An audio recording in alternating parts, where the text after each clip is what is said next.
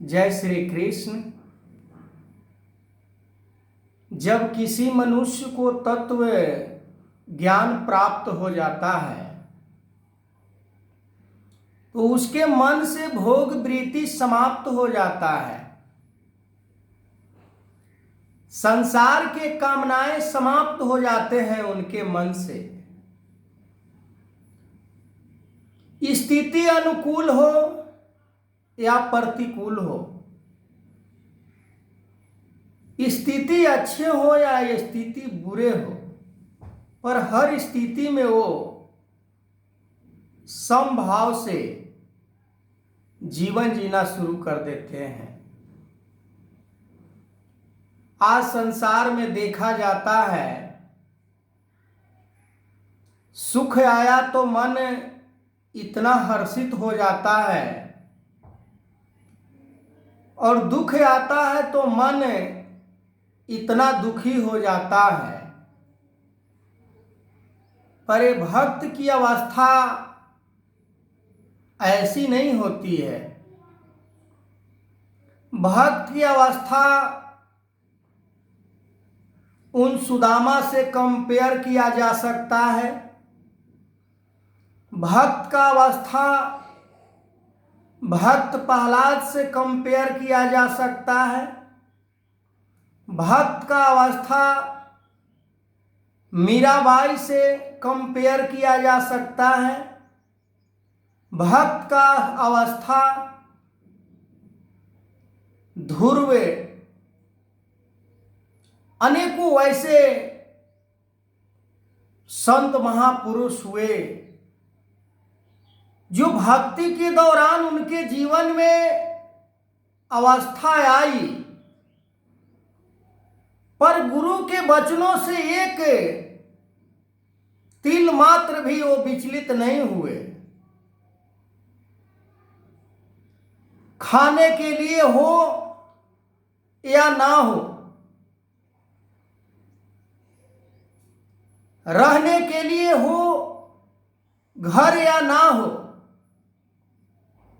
अनेकों जो संसार में क्रियात्मक जीवन से जुड़ी हुई कर्म होता है, वो कर्म वो क्रिया अनुकूल हो या प्रतिकूल हो, वो समभाव, समदृष्टि, संवेदना कि उनके पास लाख कितना भी कष्ट मुसीबत क्यों ना हो, पर कोई व्यक्ति उनसे कुछ आशा और उम्मीद लेकर आता है तो उसे भी वो पूरा करने में अपना योगदान देते हैं। पर आज तत्व ज्ञान की बात की जाती है, ब्रह्म ज्ञान की बात की जाती है, धर्म की बात की जाती है,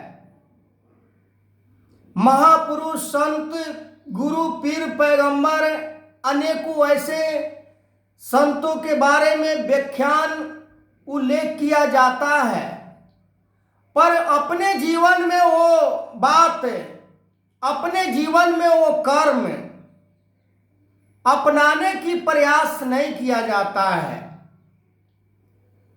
केवल दिखावा मात्र की भक्ति, केवल सुनना और सुनाना मात्र की भक्ति,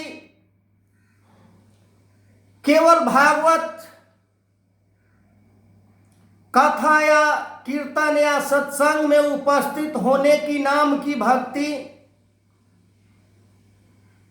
हाँ, ये कहा गया है कि बिनु सत्संग विवेक न होई, राम कृपा बिनु सुरलभ न सोई। जो सत्संग से हमें विवेक प्राप्त होता है वो हमें जीवन में भी अपनाना पड़ता है। ये नहीं कि सत्संग में हम गए, कुछ संत महात्माओं की बात को सुनी और सुनकर अनसुना कर देने से हमारे मन के अंदर, हमारे जीवन के अंदर वो विवेक उत्पन्न हो जाएगा। विवेक के मतलब कि जीवन में परमार्थ होनी चाहिए। विवेक के मतलब कि हमारे मन के अंदर दया, करुणा, प्यार होनी चाहिए। विवेक के मतलब कि हम एक दूसरे को आश्रय देने वाले बन सके। विवेक के मतलब कि हम एक गिरते हुए प्राणी को उठाने की प्रयास करने वाले बन सके। विवेक के मतलब कि किसी को दुख दर्द में शामिल होने वाले बन सके। ज्ञान के डिफिनेशन को दोहराने का बार बार हमें कोई जरूरत नहीं होती है। ज्ञान को अपने जीवन में इम्प्लीमेंट करके ही हम किसी को यदि समझाते हैं, वही संसार में लागू होता है। ऐसे भी संसार में जो श्रेष्ठ पुरुष होते हैं, उन्हीं के मुताबिक संसार अपने आचरण को धारण करता है। हम रात दिन केवल निराकार परमात्मा को बात को दोहराते रहें और निराकार के मुताबिक अपने जीवन को कनेक्ट ना करें, अपने जीवन को संसार में इस तरह से ना जी पाए, तो कौन भला विश्वास कर सकता है कि ये निराकार परमात्मा को जानते हैं।